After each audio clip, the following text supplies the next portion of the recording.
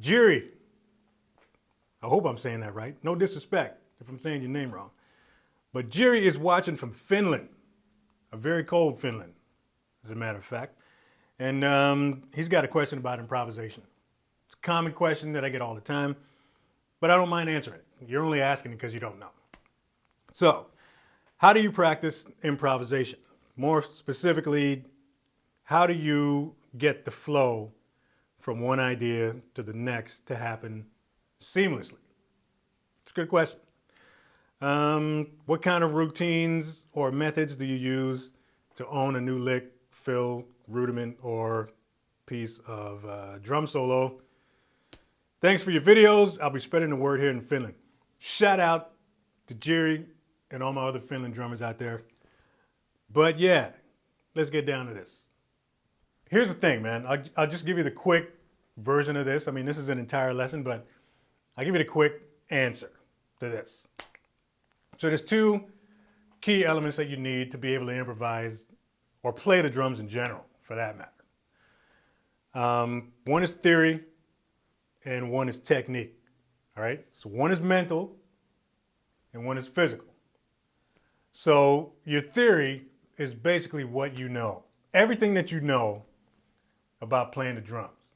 All right? So when I say the word theory, in this particular case, I'm not talking in terms of reading music and being able to transcribe or any of that kind of stuff. It's got nothing to do with book smart theory. I'm talking about how much stuff do you know about playing this thing. The second thing is technique. So theory is what you know. Technique is what you apply to what you know. All right? So it's a continuous cycle. You get an idea and then you present the idea. Then you get another idea and then you present it. And throughout the course of a song, it's going to happen 100 times. The only thing that you really need to do to get started is to become best friends with your alphabet. All right? Wholes, halves, quarters, eighths, sixteenths, and all the relative triplets. That's the first thing to do. You want to be able to approach this from the backside and work your way out, instead of just copying stuff from the top and really not being able to explain what's inside of it. So, as long as you can play your entire alphabet and just kind of weave in and out of all of those note values.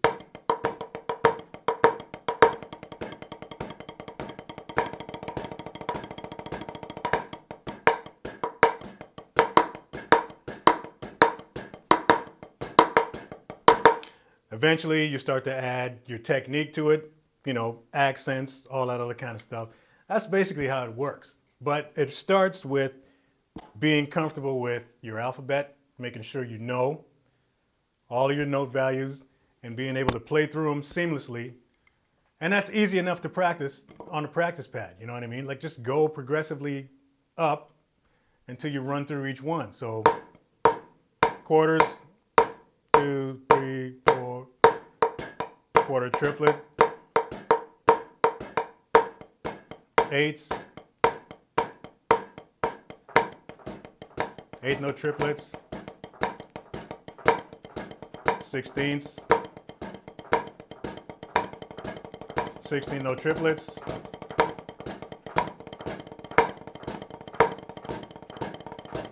and 30 seconds. So as long as you're able to weave in and out of those, that's your ground floor. From that point is when you start applying some of your technique to it. So your hand and foot combinations, all that kind of stuff that you learn along the way, all kinds of different sticking patterns, accents, all of that stuff gets applied to your theory, right? And that's basically how to do it. So I suggest starting there. Once you get that knowledge behind you, then you're in on the ground floor, you know that stuff. And then later on, once you start trying to pick apart drum licks and all that kind of stuff, it just makes that process easier because now you're able to recognize what's going on there. So yeah, unfortunately, there's really no short-term way to work on this.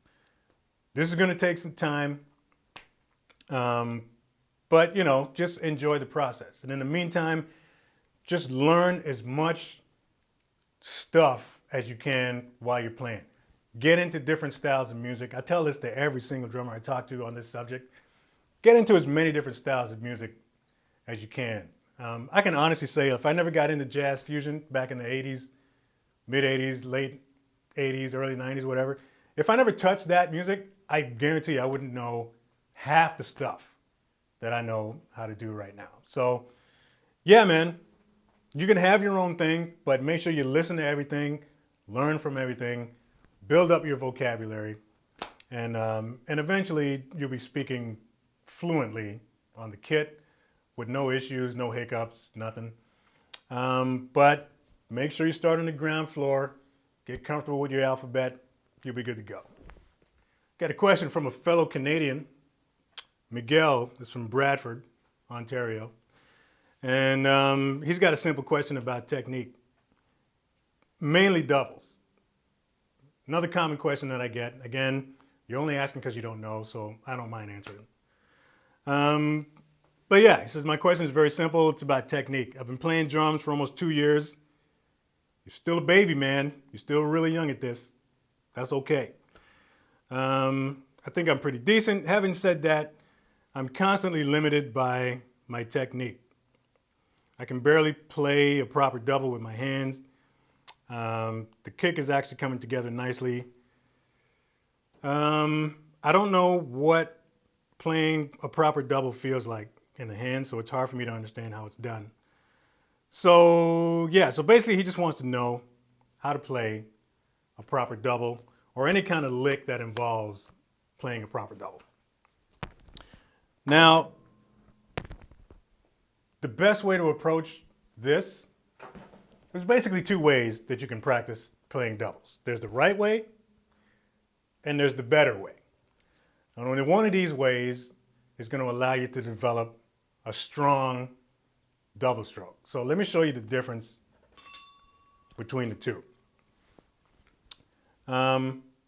Here's the first way that you can do it. 1, 2, 3, 4.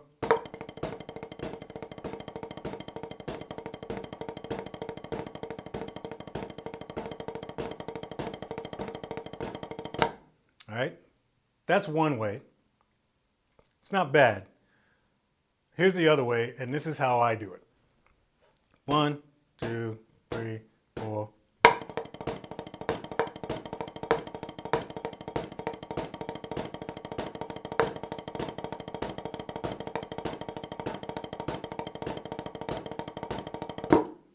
The first way that I showed you, I was putting the accent on the first note of the double. The second way that I played is placing the accent on the second note of the double, all right? So when I was doing it the first way, the first approach basically accents the downbeats with the first stroke. So 1, 2, 3, 4. I'm talking mainly with the right hand, but it happens with both hands.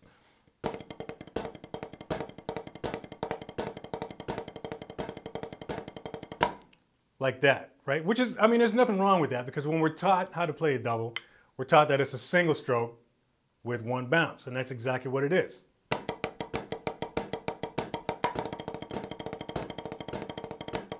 So the natural tendency, of course, is to place that accent on the first stroke because that's what you're doing when you're playing a single. But the unfortunate thing about doing it that way is you're not going to develop any kind of strength or clarity with the double. So when I play it the second way, I'm actually playing the 1, 2, 3, 4, the downbeats with the second accent or the second note of the double. So it's like 1, 2, 3, 4, 1, 2, 3, 4, 1, 2, 3, 4.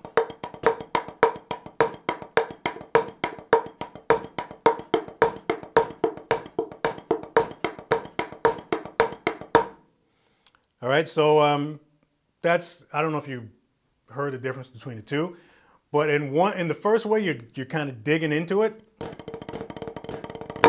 The second way, you're accenting that second stroke, and it sort of gives you the impression that you're pulling it out this way.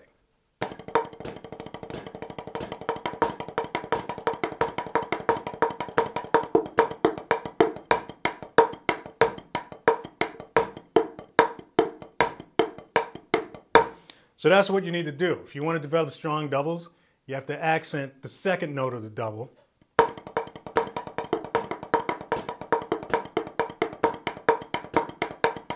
And basically what I'm doing is just kind of snapping that second note out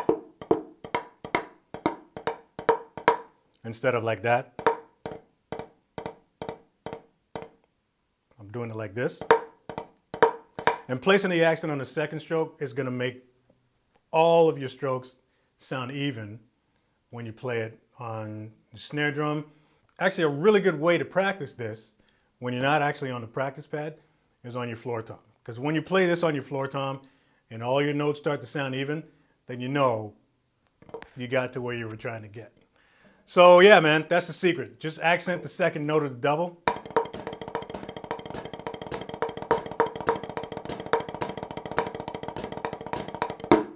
And then you'll be good to go. Rick has a question. Didn't say where he was from. I'm gonna slap you on the wrist for that. Supposed to mention that. Anyways, he's got a simple question about single strokes. So yeah, he's saying, I must have been living in a cave, but I've only recently discovered your YouTube lesson. Tell somebody, man. Let some people know that we're here because we want to make this community grow here. Can you please give me your advice on how to develop speed with my single stroke roll? I realize there's no shortcuts.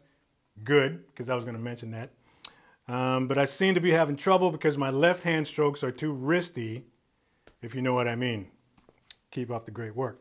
I know exactly what you mean. That's the funny thing. I kind of chuckled when I read that because as soon as you said wristy, I knew exactly what you were talking about because I had the same problem. As far as playing fast singles with the hands, there's two different ways that you can do it. Two different areas in which you can make this happen. One is with the fingers and one is with the wrist. All right? So you can develop a decent amount of speed with single strokes playing from the wrist.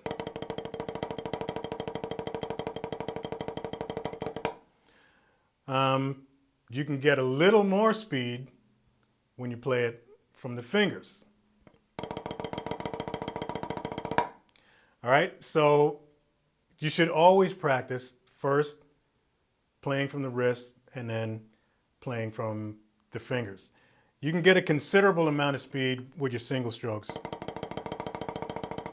And basically what I'm doing is I have my fulcrum here, and I'm just using these back fingers to pull the end of that stick up.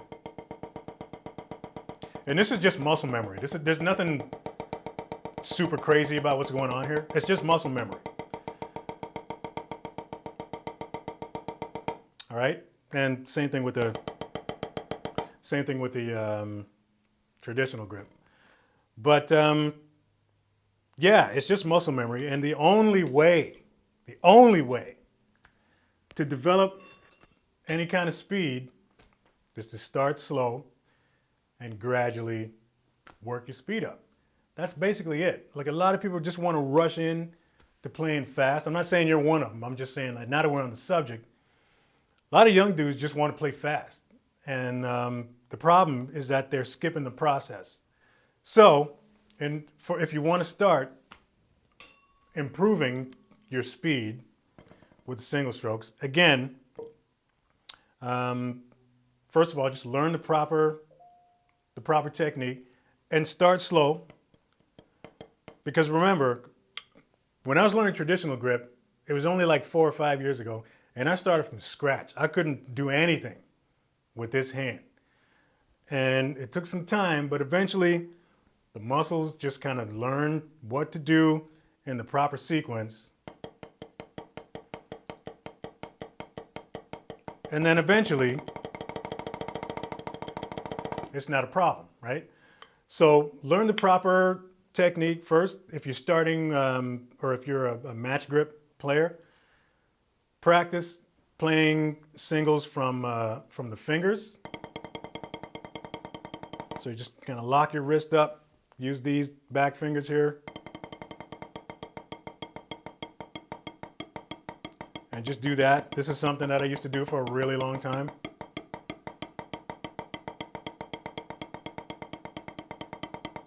All right, and when your muscles are cool, then they'll tell you that it's cool to start speeding up. So just, gradually just work on bumping up your BPMs if you're working with a metronome. And then do the same thing with the wrist. And all you really got to do there is just concentrate on playing from there and do the exact same thing. Bounce that tennis ball on the table and just play from the wrist. Start out slow. One thing I'll mention, because I'm such a nerd when I'm learning new stuff, when I was learning a traditional grip, what I did if I was sitting in front of the TV or something and working on it, one thing that I did is I took my MacBook, I took the camera, the webcam on the MacBook, popped up, what is it? iPhoto, I don't know whatever. But anyways, I turned on photo booth. That's what it is. Turned on photo booth, pointed the camera down to my hands, and made sure that everything looked the way it was supposed to look, including stick height, finger position, hand position, all that kind of stuff. Again, because I'm super nerdy when I go to learn anything new. And that's what I did, man. Real slow. The important thing to remember is that you can't practice playing fast by playing fast. It's not going to happen that way. Proper technique, patience, repetition. That's the only way to do it, all right? So yeah, man, that's my advice. Just make sure you take your time with it. Start out slow, gradually work your speed up, be patient, and then within a couple of months, you'll be playing your singles at 200, no problem. Thanks for all your questions. Send them to askbeatdown@gmail.com. Make sure you tell somebody about this here channel. Like, subscribe. See you in the next video.